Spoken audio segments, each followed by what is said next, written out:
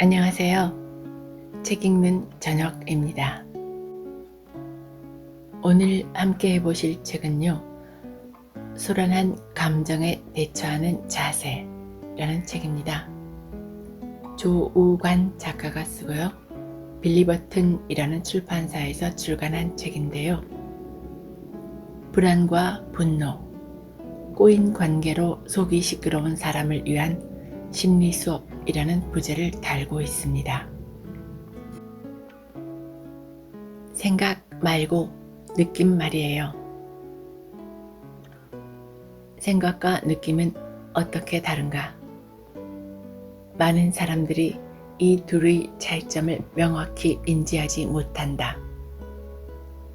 생각과 느낌이 인과관계처럼 붙어있기 때문이다. 생각은 사건이 진행됨에 따라 발전한다. 현상 자체를 파악하는 것이기도 하고 사건으로 인한 결과를 유추하는 것이기도 하다. 느낌은 이 생각의 결과다. 생각으로부터 초래된 감정, 통제할 수 없는 날 것을 의미한다.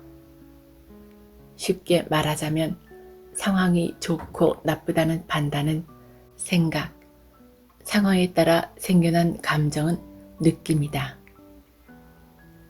우리는 생각을 말하는 것에는 익숙해도 솔직한 감상을 말하는 데는 서툴다. 내가 학부에서 공부할 때 만난 교수님은 수업이 끝날 때면 항상 수업 소감을 말하라고 했다. 심리학을 전공하는 학생들이 스스로의 감정에 온전히 집중해보는 시간을 갖길 바라는 마음에서였다. 타인의 감정을 바라보고 공감해주는 일을 하게 될 사람들에게 필요한 기본적인 과정이었다. 대부분의 사람이 느낌을 말하려 애썼다. 그러나 동기 중 한 명은 느낌이 아니라 생각을 말했다. 심지어는 다른 사람의 느낌을 자신의 생각으로 평가했다. 늘 또박또박 날카롭게 말하는 그를 보면서 지나친 좌뇌형 인간 혹은 똑똑하게 보여야 한다는 강박에 휩싸인 사람이라고 생각했다. 마지막 수업까지도 느낌을 말하지 않는 그에게 교수님이 말했다. 생각 말고 느낌을 편하게 말해보세요.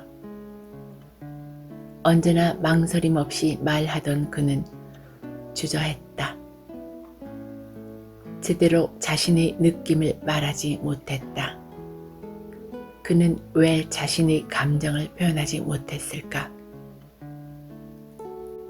감정을 머리로 이해하려는 것은 감정을 회피하기 위한 전략이기도 하다. 감정을 표현하는 데 있어 거부당한 적이 있거나 주변 반응으로 인해 수치심 혹은 위협을 느낀 경험이 있는 사람에게 이런 회피가 나타난다. 때문에 감정을 들여다볼 필요성을 느끼지 못하는 것이다. 감정을 말로 표현하는 것은 더더욱 어렵다. 감정에 대한 경험과 지식이 부족한 사람은 타인의 감정도 이해하지 못한다. 그들은 공감하지 못하는 것을 넘어 감정을 솔직하게 표현하는 사람을 매도한다. 자신을 비난하는 것이 아닌데도 불유쾌한 감정의 표현에 지나치게 예민한 반응을 보인다. 타인의 감정을 대하는 태도를 보면 자신의 감정을 대하는 태도를 엿볼 수 있다. 잠시 곰곰이 생각해보자. 감정을 솔직하게 표현하거나 느끼는 것을 그대로 표현했을 때 비난을 받았던 경험이 있는가? 아마도 어린아이 취급을 받거나 고작 그런 일로 갈등을 초래한다며 성숙하지 못한 인간 취급을 받기도 했을 것이다. 때로는 훈계를 들었으며 무시를 당하기도 했다.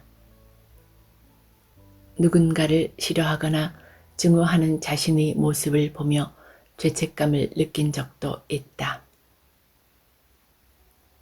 선입견과 편견을 동원해 사람들이 감정을 압박하고 조롱하는 사회 분위기에 굴복하기도 했다. 감정을 잘 받아들이지 못하는 사람들은 타인을 압박하며 자신과 같은 사람들을 만든다. 삶에서 감정을 표현하는 일이 얼마나 중요한지 모르기 때문에 자신과 타인의 감정을 옥죄는 것이다. 감정을 제대로 인식하지 못하고 표현하지 못하는 현대인이 늘어나는 것은 위와 같은 굴레 때문이다. 감정을 제대로 인지하지 못하는 것의 문제는 이것만이 아니다. 나는 감정 코칭 수업을 진행하고 있다. 수업을 하면 감정의 소용돌이에 휘말려 어려움을 겪는 사람들을 꽤 많이 만난다. 이들은 정신적으로 힘든 이유가 생각 때문이라고 여긴다. 그러나 생각이 아닌 해소되지 못한 감정이 원인일 경우가 많다. 특정 인물로 인해 힘이 들 때 대부분의 이유는 그 사람이 부정적인 행동을 했어도 내가 그에 대해 부정적인 생각을 했어도 아닌 내면에 정리되지 못한 감정의 찌꺼기 때문이다. 예를 들어 아이를 꾸짖을 때 자녀가 잘못된 행동을 했기 때문이라고 생각한다. 그러나 100% 이 이유라고 볼 수는 없다. 자녀의 모습에 내 어린 시절 또는 배우자의 못난 모습을 대입하곤 한다. 즉, 자아에 대한 해결되지 않은 감정, 배우자나 기타의 사람들에 대한 미안의 감정들을 가장 만만한 사람에게 대입하면서 쏟아붓는 것이다. 이런 잘못된 행동을 멈추기 위해서는 자신의 감정을 직면하고 그 감정을 스스로 인정하고 또 누군가에게 이해받아야 한다. 이는 매우 중요하다. 이 과정을 거치면 괴로운 원인조차 파악하지 못하는 일을 피할 수 있다. 느끼는 것은 감정이지 생각이 아니다. 그러니 느낌을 말해보라고 하면 머릿속이 아닌 자신의 감정을 들여다봐야 한다. 그런데 이 과정이 호락호락하지는 않다. 놓쳐버린 감정을 인식하기 위해서는 자신의 밑바닥을 확인해야 한다. 우리는 어렸을 때부터 논리적 사고를 유도하는 생각 훈련을 학습해왔다. 그러나 감정을 표현하는 방법에 대해서는 배우지 못했다. 감정을 표현하는 것이 어색하고 타인의 감정 표현에 부정적인 반응을 하는 사람이 많은 것도 이 때문이다.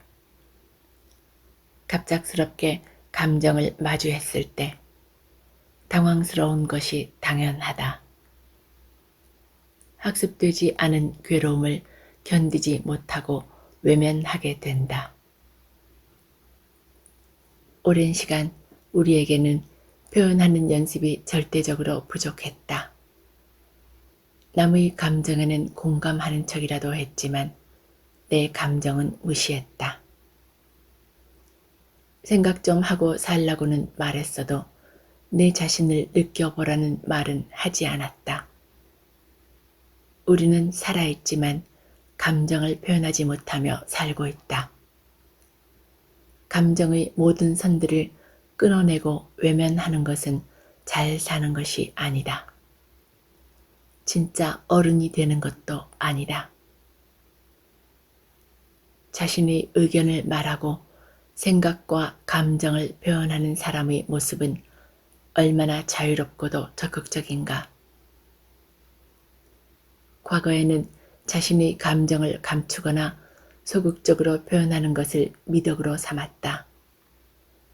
부드럽고 좋은 사람이 되고자 자신의 감정을 감추는 데에 익숙했다. 화를 내거나 감정에 솔직한 여성은 조신하지 못하다는 평가를 받았다. 남성은 그보다 더 감정 앞에서 자유롭지 못했다. 우는 것도 남의 눈치를 보고 강해져야 한다는 사회적 과제 앞에서 자신의 감정을 억압했다. 자유를 죽이고 체면을 구했다. 통상 상담실을 찾는 사람들의 비율이 남성보다 여성이 훨씬 높다. 이는 여성이 남성보다 감정에 취약해서가 아니다. 여성은 자신에게서 감정의 문제를 발견했을 때 상담을 필요로 하는 반면 남성들은 도저히 참을 수 없는 상태에 이르렀을 때야 상담실이 문을 두드린다. 감정 표현 불능증에 걸린 사람들이 많다. 감정 표현 불능증이란 감정을 인식하고 표현하지 못하며 그를 언어화하지 못하는 것을 뜻한다. 감정을 표현하지 못하면 우울증, 불안장애, 공황장애까지 생길 수 있다는 연구 결과가 있다. 사회 전체가 불안에 빠진 이유가 여기 있다는 생각이 든다. 온갖 불안과 괴로움으로부터 벗어나려면 스스로를 자각하는 것이 우선시 되어야 한다. 감정은 억압할수록 사라지지 않고 더 깊고 강해진다. 그렇기에 감정을 인지하고 표현해야 한다. 그것이 자신과 전체를 구하는 길이다. 그냥 싫은 건 없어. 주는 거 없이 싫은 사람도 있는 법이니까. 저 사람만 보면 왠지 모르게 기분이 나빠. 이런 생각이 들 때가 있다. 누군가를 싫어하는 데에는 수천 가지의 이유가 있지만 간혹 이렇게 아무런 이유 없이 싫은 경우도 있다.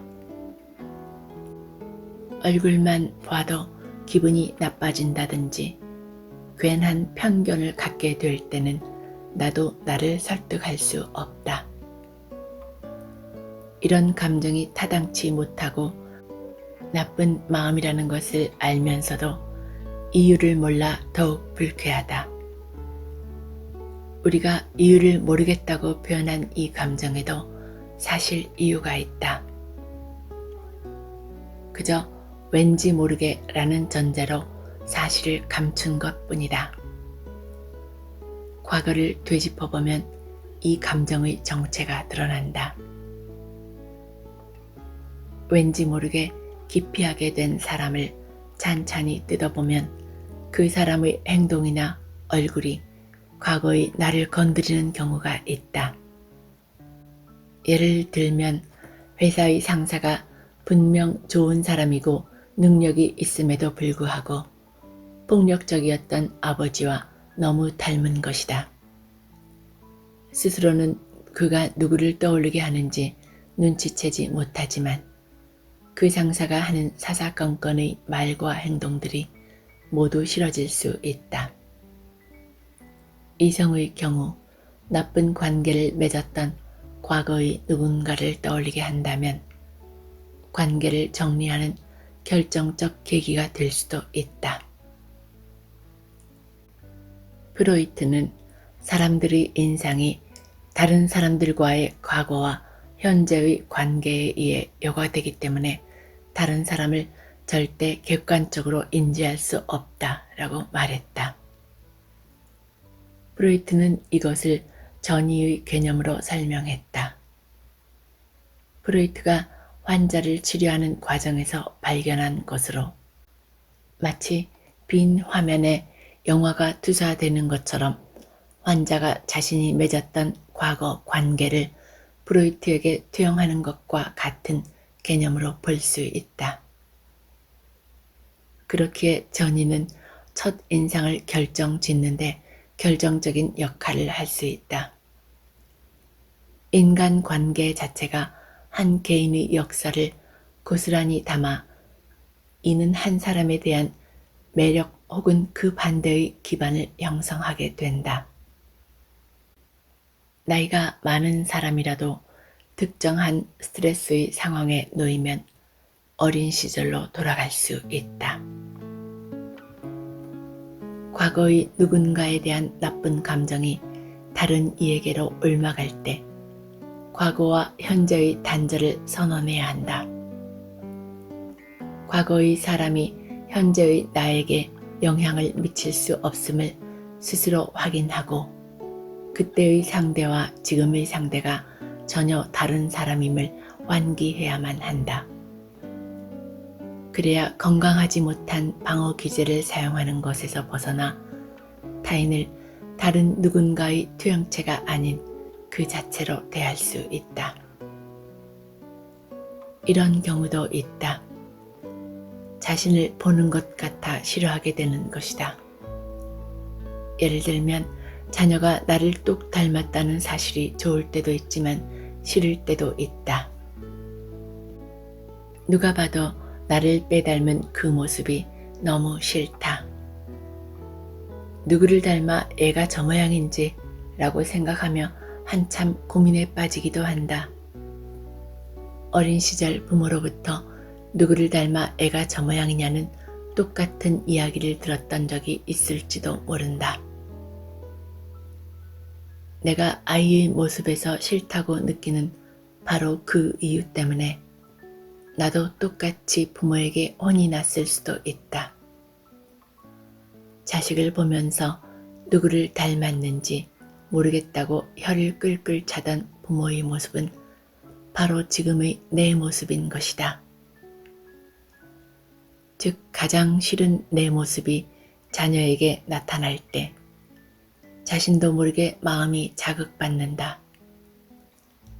소심함 때문에 꾸중을 들었거나 평소 자신의 소심한 모습이 너무 싫었던 사람이 자신을 닮아 소심한 아이의 모습을 보며 아이의 마음에 공감하지 못하고 미워하게 된다. 이처럼 자신의 모습을 닮은 사람을 오히려 싫어하는 이유는 투사라는 방어 기제가 작동하기 때문이다. 투사는 자신이 인정하지 않는 부정적인 감정이나 욕구 등을 타인에게 돌림으로써 정서적 부담을 덜어내려는 방어 기제이다. 즉, 내가 가진 싫은 모습을 닮은 사람을 보며 연민의 정을 느끼는 것이 아니라 싫은 감정을 느끼게 된다. 이처럼 투사를 하면서도 자신이 투사를 하고 있다는 것조차 인지하지 못하는 것이 방어 기제의 특성이다. 심지어 자신의 이러한 모습을 발견한 후에도 투사를 멈추지 않는 사람도 있다. 다른 예를 들어보자면 평소에 남들 뒷담화를 자주 하는 사람이 막상 타인이 누군가를 뒷담화할 때 불쾌해하거나 화를 내는 경우가 있다. 자신은 되고 남은 안 되는 못된 심보에서 비롯된 것일까? 아니다. 자신에게선 문제될 것 없다고 여기고 자신의 행동을 인지하지 못하지만 타인에게서 자신이 부정하고 싶은 모습을 발견했을 때 투사의 방어 기제가 발현된다. 이처럼 투사의 방어 기제를 사용하는 사람은 투사하고 있는 대상과 충돌을 빚을 때 상대를 이상한 사람으로 만들기 위해 과장된 표현 방법을 사용한다. 만나는 사람 모두에게 그 사람에 대한 흉을 볼 수도 있다. 그래야 뒷담화를 일삼는 다른 사람에게 사람들이 관심이 쏠리게 할 수 있고 자존감이 낮은 자신이 연약해 보이지 않기 때문이다. 이런 식으로 투사를 한다는 것은 스스로를 인정하기 어렵기 때문이다. 자신을 인정하기 어려운 이유는 낮은 자존감에서 비롯된다. 그러나 자신의 자존감이 낮다는 사실조차 인정하지 않는다. 투사의 방어 기제가 발동되는 이유는 자신이 약점을 인정하는 것보다 다른 사람에게 짜증내고 책임을 전가해버리는 편이 훨씬 더 쉽기 때문이다. 이 과정에서 과도한 공격성이 드러난다. 공격적인 반응은 학습되었을 가능성이 크다. 타인에 대한 대처 방법이 부모나 양육자가 자신을 대했던 방식을 따르는 경우가 많다. 자신의 단점이나 부족함에 대해 면박을 주거나 화를 냈던 부모의 모습을 되풀이하게 된다. 유독 화를 내는 방식, 훈육 방식 등에서 부모의 모습을 발견하는 것이 이 때문이다. 누구나 공격받거나 자아가 위협받을 때 자신을 방어하는 것이 당연하다. 하지만 이러한 방어 기제가 과도하게 작용할 경우 타인에게 배척당해 관계를 망치거나 방어 기제의 고착으로 인한 성격 장애와 같은 병리적인 증상에 시달린다. 누군가에게 이유 없이 싫다는 표현을 하는 사람들이 있다. 이 표현은 싫어하는 이유가 자신이 생각하기에도 치졸하거나 타인의 동의를 구하기 어려운 이유일 때 사용된다. 스스로 입 밖으로 꺼내기가 힘들기 때문이지 이유가 없는 게 아니다. 싫은 이유가 분명하면서 합리적이라면 싫은 이유를 말하지 못할 이유가 없다. 괜스레 싫은 감정에 과거의 기억이 깔려있듯 자신도 모르게 누군가와 닮았다는 인식을 하면서 이유 없이 싫다는 변명으로 자기 합리화를 한다. 당신이 별다른 이유 없이 싫어하는 사람이 있다면 자신을 돌아봐야 한다. 싫어하는 감정을 헤집어서 남에게는 말 못할 만큼 치졸한 자신을 만나든지 과거를 들추어 원인을 밝혀야 한다. 이러한 심리적 투사를 멈추기 위해서는 먼저 자신의 낮은 자존감을 인정하고 사실로서 받아들여야 한다. 그러면 건강한 방식으로 부정적 생각에 귀를 기울일 수 있다. 반대로 누군가가 당신을 싫어한다면 아무리 스스로를 되돌아봐도 그가 당신을 싫어할 이유가 없다면 그를 무시하라. 그는 자신조차 인지하지 못하는 자신의 문제로 당신을 미워하고 싫어하는 것이다. 이유 없이 싫은 건 없다. 감정은 이유 없이 상처받거나 움직이지 않는다는 것을 기억해야 한다. 스스로 감정에 솔직할 때 이유가 보일 것이다.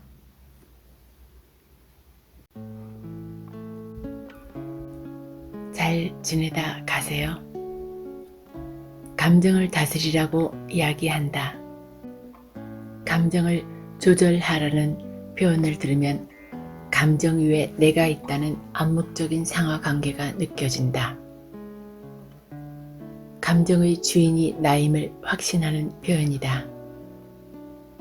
그러나 나는 감정을 내 의지로 움직일 수 있다고 생각하는 것. 감정의 주인이 자신이라는 생각 때문에 감정에 대처하지 못하는 것이라는 생각이 든다. 나는 내 감정의 주인이 아니다. 내가 느끼는 감정인데 왜 감정의 주인이 자신이 아니라고 주장하는지 의아할 수도 있겠다.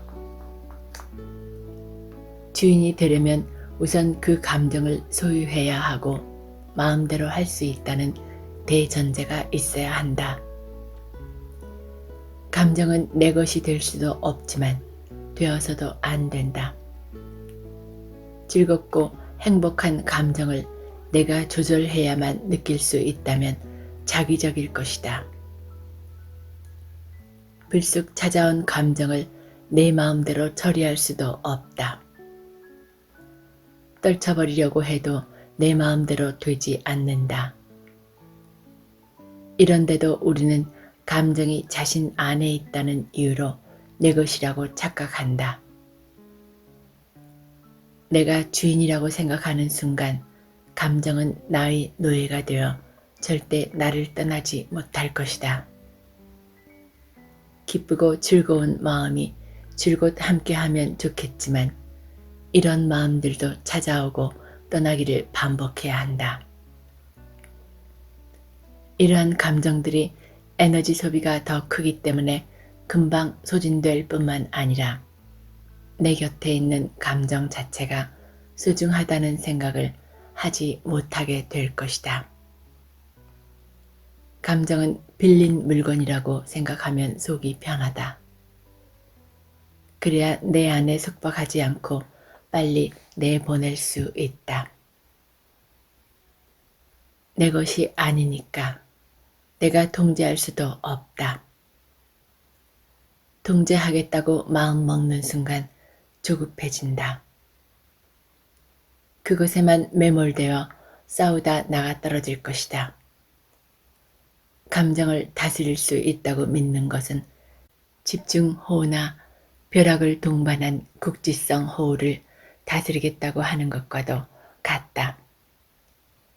감정에 있어서 우리는 대상이자 객체일 뿐이다.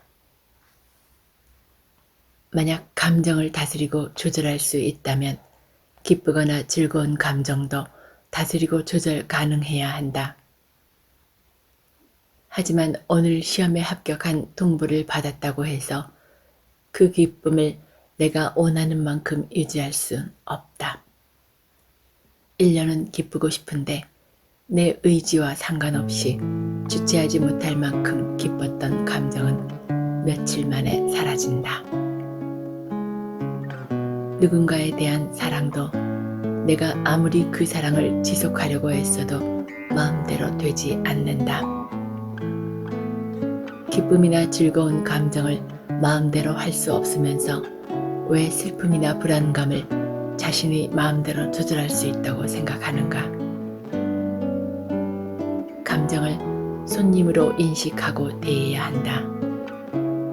불친절하고 불평, 불만이 많은 손님일수록 우리의 말투 하나하나에도 민감하게 반응하고 자신의 뜻이 관철될 때까지 와서 진상을 부린다. 그런 손님은 사실 자신을 알아달라고 자신의 불만을 공감해주고 받아달라고 떼쓰는 것이다. 감정도 이와 똑같다. 사나운 감정일수록 우리에게 지극정성의 보살핌을 원하고 그것이 잘 되지 않았을 땐 다시 찾아와 소리 지르기를 반복한다. 불편한 감정일수록 우리가 관심을 가져야 한다.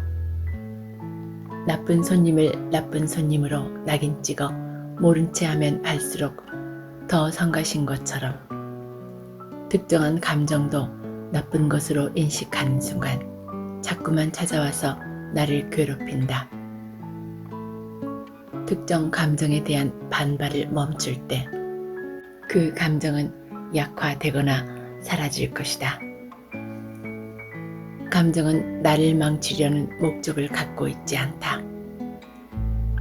가만히 자신에게 집중해 주기를 원한다.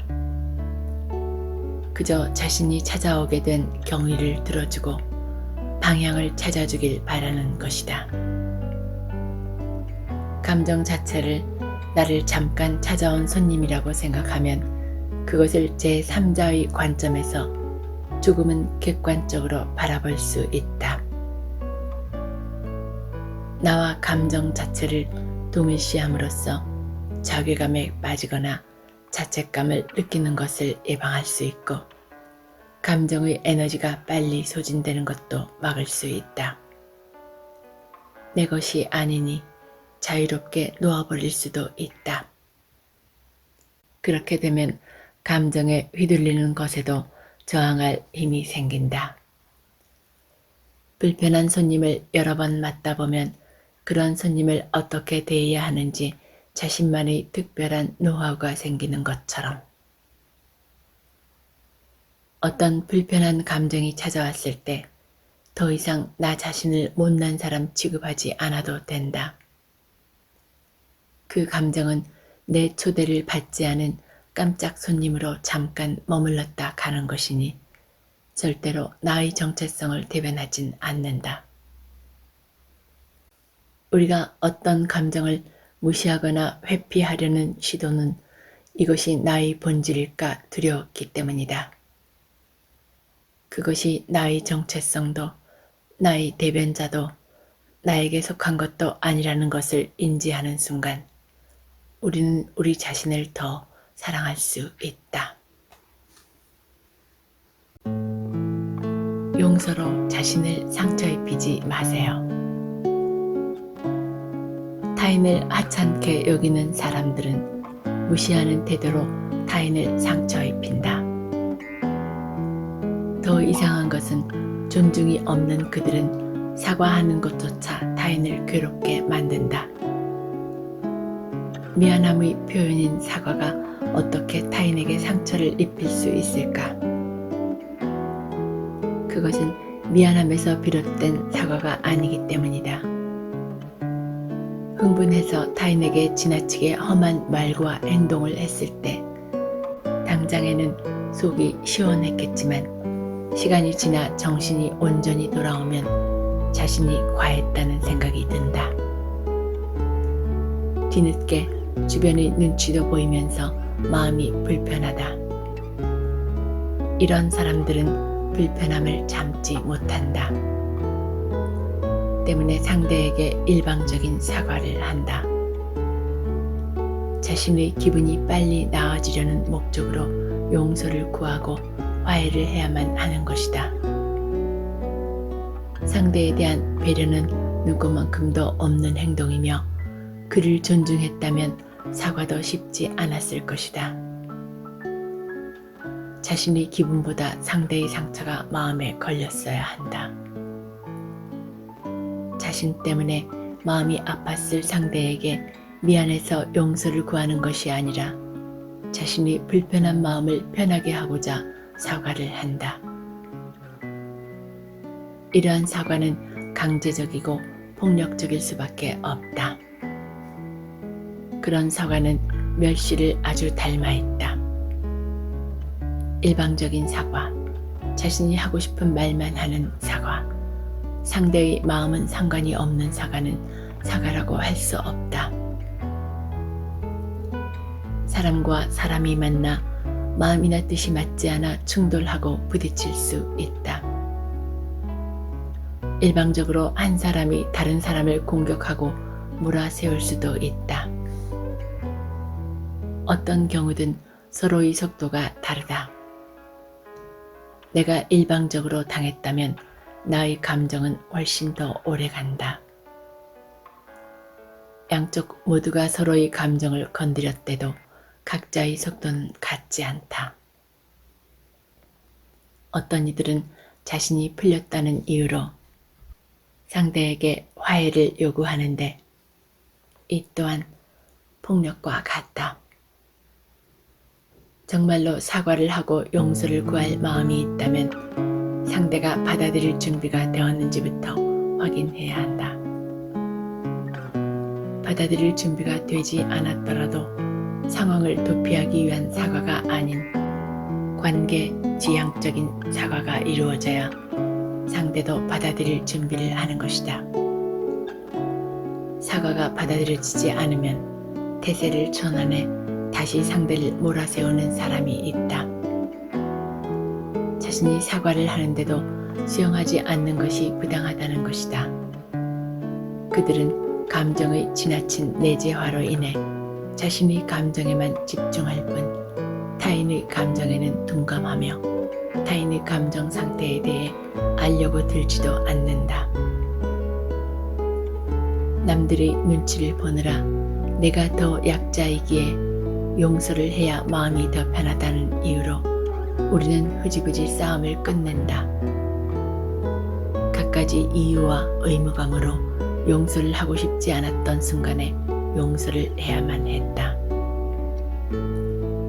진심으로 하는 용서가 아닌 외부의 힘에 의해 강요된 용서는 스트레스가 될 뿐이다. 화해도 각자의 속도에 맞게 해야 부작용이 없다. 외압에 의한 용서는 오랜 시간 가슴에 맺혀 더 오래 아파하며 분노하는 상황으로 몰고 간다. 마음에도 없는 용서가 상황을 더 악화시키고 자신을 괴롭힌다. 상대가 사과를 받아줄 거라는 기대가 부서졌더라도 상대를 비난할 수 없는 이유다. 사과를 하지 않는 관계도 있다. 많은 부모들은 자녀에게 사과하지 않는다. 이유를 생각해보면 부모로서의 권위를 해친다고 생각하고 암묵적으로 관계를 회복할 것이라는 전제가 깔려있다. 사과란 관계도 계급도 상관없이 잘못을 저지른 사람이 하는 것임에도 부모라는 이름 뒤에 숨어 용서를 구하지 않는다. 자식에게 무차별적인 폭력을 가하고 사과를 하지 않는 사람도 있다. 어린 아이들은 생존 본능으로 자신을 폭행하는 부모에게도 순종하고 받아들일 수밖에 없다. 부모를 떠난다는 선택지는 보이지 않고 그 곁에서 살아남아야 한다고 생각한다. 그러나 아이들이 영원히 아이인 것은 아니다. 성인이 된 그들은 사과하지 않고 안면몰수했던 부모를 질타하고 외면할 것이다. 어린 시절 받은 상처는 용서해야 한다는 말로 쉽게 정리할 수 없다. 어린 시절 들었던 폭언은 전두엽을 자라지 못하게 하고 편도체를 팽창시킨다. 전두엽이 쪼그라들면 이성적인 사고와 판단을 하는데 지장이 있고 편도체가 팽창되면 두려움과 공포만이 거대해진다. 용서는 고통의 기간과 강도에 영향을 받는 것이므로 지나간 상처의 시간들보다 더 오랜 시간이 필요하다. 용서를 했다고 생각할 때조차도 나의 착각일 뿐일 때가 많으며 끝끝내 용서하지 못할 수도 있다. 용서해야 한다는 말을 무심코 내뱉는 사람들은 한 사람의 고통의 역사를 무시하는 것이다. 힘이 없을수록 우리는 강압적인 용서에 철저히 희생당하고야 만다. 심리학에서는 용서를 자기 자신을 위한 행위라고 말한다. 자신을 위한 행위라는 것은 결과론적인 것이 아니라 원인론적인 것이다. 용서가 나를 편안하게 만들 거라는 것은 용서 자체가 목적이 되는 말이다. 즉, 용서에서 회복으로 이어지는 것이 아닌 회복에서 용서로 이어진다. 용서를 했다고 마음이 편안해질 것이라면 우리가 상처로 인해 괴로운 일 같은 건 일어나지 않았을 것이다. 어떤 용서도 하지 말라거나 어떤 용서도 구하지 말라는 것이 아니다. 받아들일 수 있을 때 오직 나를 위한 용서를 하고 상대를 위한 용서를 구하라는 것이다. 멈추는 것도 서서히 속도를 줄이며 멈춰야 사고가 나지 않는다. 갑자기 다른 사람들이 끼어들어 나의 감정을 급정지하게 만든다면 큰 반동이 있을 수밖에 없다. 저항감이 드는 것이 당연하다. 무조건 용서를 해야만 하는 의미나 당위의 차원으로 해석해서는 안 된다. 특히 용서를 구해야 하는 사람의 사과와 반성이 없는 상태에서 용서를 해야 하는 사람만이 상처와 분노를 억압하고 억누르는 것은 거짓된 용서와 화해일 뿐이다. 폭력과 상처에는 분명 가해자와 피해자가 있다. 그런데 우리는 가해자를 질타하고 사과를 요구하는 것보다 피해자에게 그만하면 됐으니 이제 용서하라는 말을 더 쉽게 한다. 주변 사람들이 용서를 강요할 수 없음에도 개입하는 일이 비일비재하다. 많은 사람들이 피해자가 아닌 가해자에게 감정이입을 하고 있는 것을 볼 수 있다. 용서를 해야 하는 것은 개인에 속한 권리이지 의무가 아닌데도 용서를 종용한다. 가해자의 책임 면피는 간편하기까지 하다. 용서와 화해를 하기까지 걸리는 시간은 아주 긴 터널을 빠져나오는 것과 같다. 그것에 대한 기본적인 이해가 없다면 누구라도 2차 가해자가 될 수 있다는 것을 명심해야만 한다. 내가 받은 상처와 피해받은 상황에서 내가 기억해야 할 것은 자책감, 죄책감, 자신의 결함, 박탈감 등 나에 대한 부정적인 정서를 갖지 않아야 한다는 점이다. 내가 지금 할 수 있는 것은 외부로부터 나를 지키기 위해 날카롭게 신경을 곤두세우는 것뿐일지라도 나를 몰아세우지 말고 있는 그대로의 내 감정을 인정해야 한다. 아직은 받아들이고 싶지 않은 내 마음을 이해해 줘야만 한다. 우리에겐 시간이 필요하다. 흔적이 깊게 남아있을수록 고통의 기간이 길수록 더 많은 시간을 가져야 한다. 그리고 기다리라고 말해야 한다. 화가 풀릴 때까지, 내가 용서를 결정할 때까지 당신은 기다리고 있으라고 말할 수 있어야 한다. 기다리지 못하겠다면 그걸로 끝일 수 있음도 받아들이라고 해야 한다. 관계의 잿더미 속에서 구출할 것도 그냥 묻어두어야 할 것도 있음을 인정할 때 조급함에서 벗어날 수 있다. 그제야 우리는 관계 속에서 인식할 수 있으며 인간의 불완전함과 비로소 화해할 수 있을 것이다. 건강하지 못한 관계는 쓰레기통으로. 사람을 그리워하며 외로움을 견뎌낸 사람들, 가까운 사람으로부터 따뜻한 돌봄을 제대로 받지 못했던 사람들은 관계에 있어서 의리되는 상황을 자주 겪는다. 그 중에는 스스로를 외롭게 만드는 사람들도 있다. 그들은 누군가가 자신을 구원하기를 기다린다. 우리가 원하는 것은 지속되는 애정이다. 깊은 감정을 나누는 관계를 필요로 한다. 그러나 상대와 자신의 마음이 같지 않다는 것을 깨닫는 순간 좌절감에 빠진다.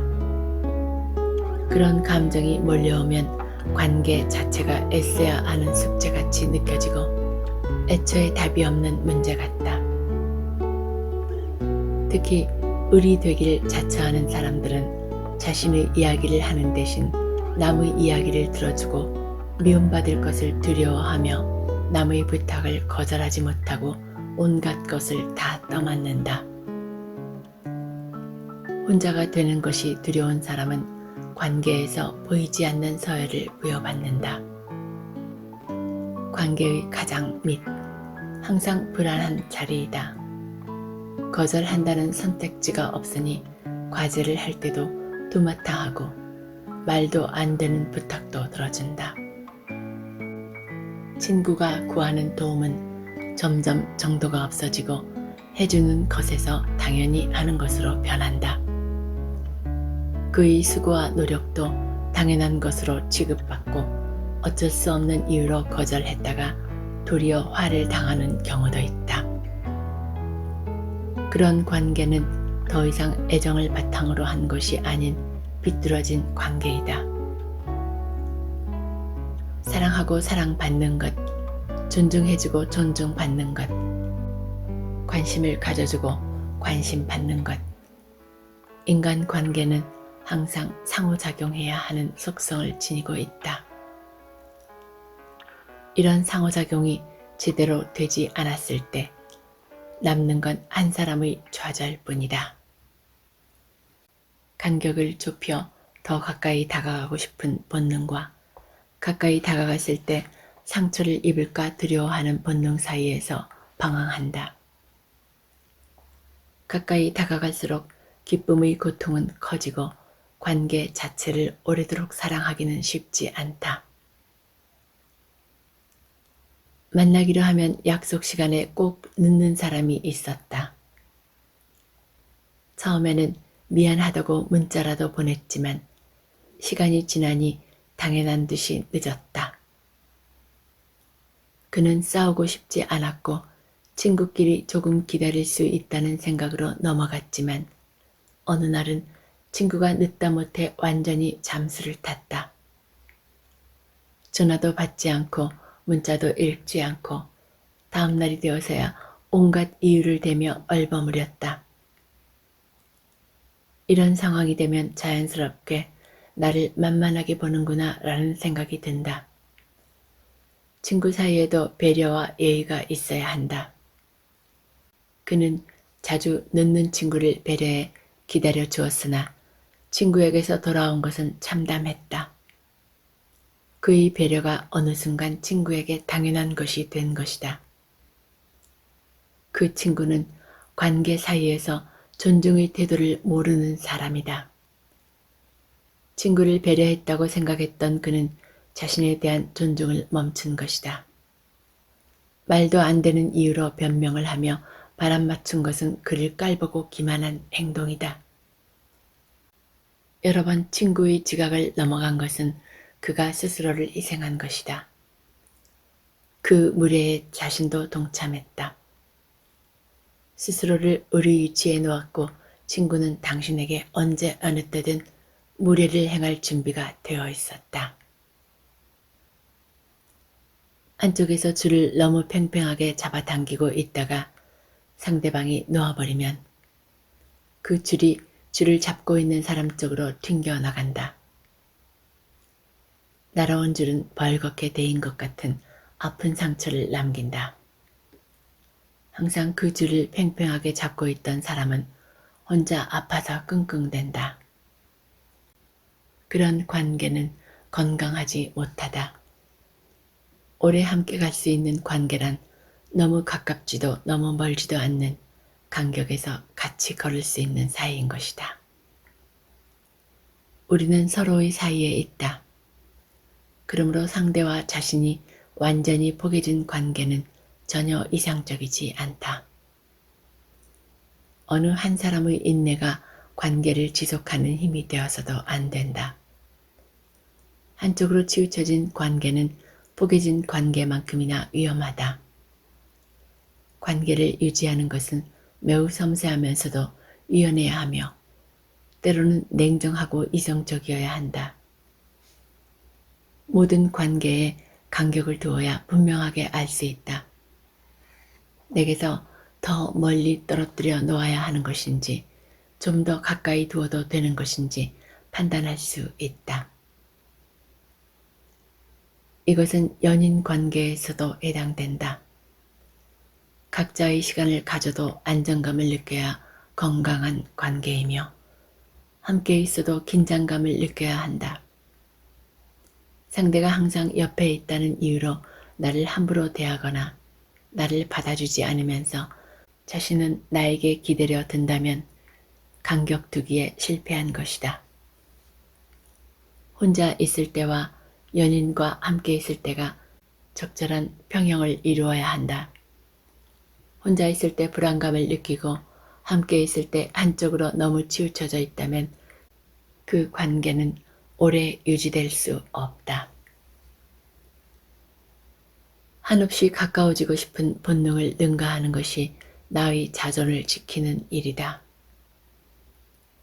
누군가가 나의 약점과 참을성의 한계점을 건드리도록 허락하지 않는 일. 이것이 나의 자존을 지키는 관계이다. 자존이 훼손되는 관계는 과감히 버려야만 다른 관계를 지킬 수 있다. 하나의 관계에서 이것이 무너지면 다른 관계도 무너질 수 있다. 스스로 관계의 끝자락에 서는 것을 자초할 필요는 없다. 관계에서 당신을 구원할 수 있는 것은 자신뿐이다.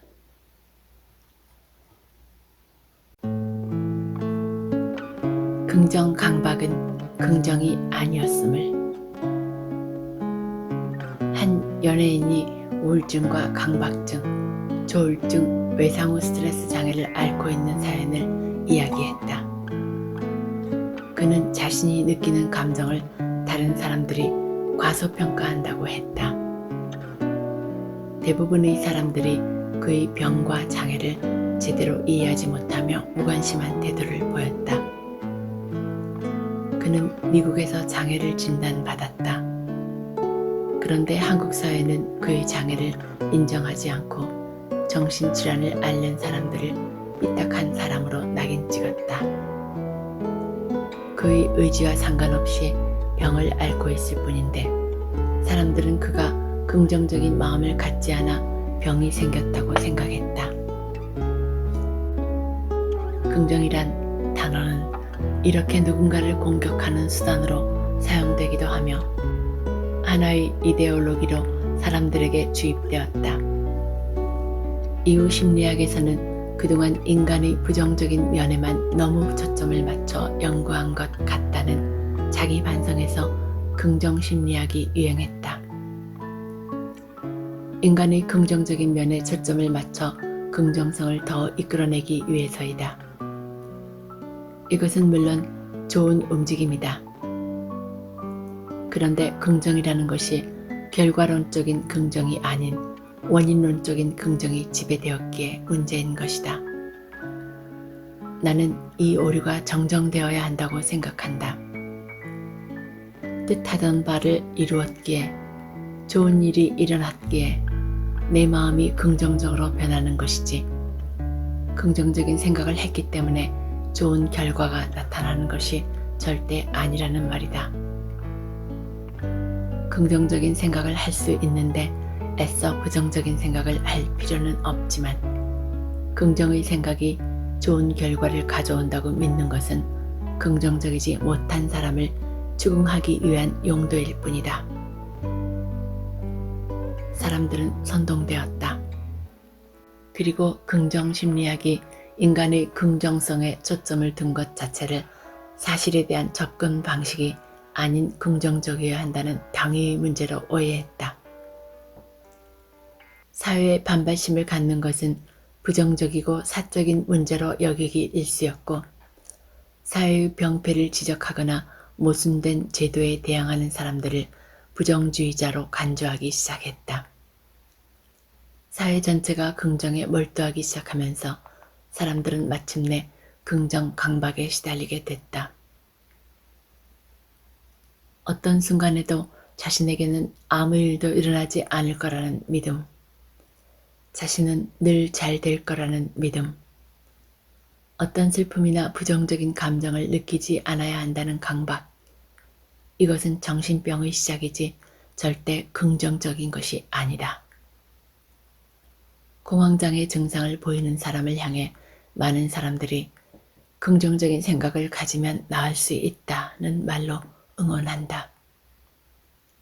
이것은 세상의 모든 정신질환을 앓고 있는 환자와 마음의 고통을 가지고 있는 사람들을 긍정적인 마인드를 갖지 않아서라는 얼토당토하는 이유로 몰아가는 위험인자이다. 긍정적인 생각이 도움은 될 수 있을지 모르겠지만 그것으로 정신적 문제를 낫게 할 수 있다면 정신과 의사는 필요 없지 않겠는가? 강박증에 긍정적인 것이 있을까? 어느 칼럼에서 강박증에서도 긍정적인 것이 있다는 내용을 읽은 적이 있다. 긍정 강박은 최선을 다해야 해 라는 과정에 대한 강박이고, 부정 강박은 꼭 성공해야 해라는 결과에 대한 강박이라는 것이다. 최선을 다해야 한다고 생각하거나 성공하고자 하는 것은 잘못된 것이 아니다.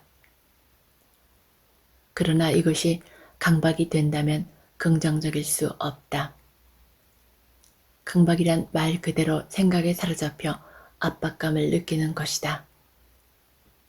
잠깐 쉬었다고 해서 자신을 자책하거나 원하는 결과를 얻지 못했다는 이유로 자신을 몰아세우고 고통스럽게 한다면 긍정적이라고 할 수 있겠는가? 강박증처럼 굴었을 때 더 좋은 결과가 나올 수도 있겠지만 결국 자신을 망가지게 한다. 숨 돌릴 틈 없는 삶을 만드는 것이 강박이다. 힘을 쏟을 때와 그렇지 않을 때를 구분해야 한다. 에너지 총량이 같을 때 항상 스위치가 켜진 상태라면 오래가지 못하는 것과 같다. 항상 뇌가 긴장 상태에 있기 때문이다. 또한 긍정 강박을 가지게 되는 것은 꼭 성공해야 한다는 강박을 전제로 나오는 행동이기 때문에 강박에 긍정적인 것은 없다는 것을 방증한다. 긍정적인 생각은 중요하다. 부정적인 것보다 긍정적인 것이 잘 될 것을 전제하고 노력하는 것이 실패를 생각하며 무기력한 것보다 낫다. 문제는 긍정을 무조건적으로 긍정하면서 어떤 어려움도 허용하지 않는 것이다.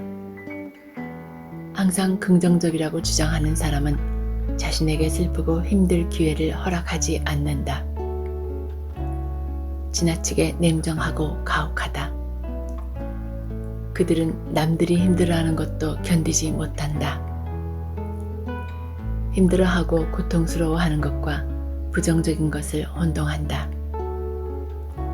이 둘을 동일선상에 놓고 보는 비합리적인 신념은 힘들다고 하소연하는 사람을 부정적인 사람으로 간주하게 한다. 긍정을 강요하는 사람들도 있다.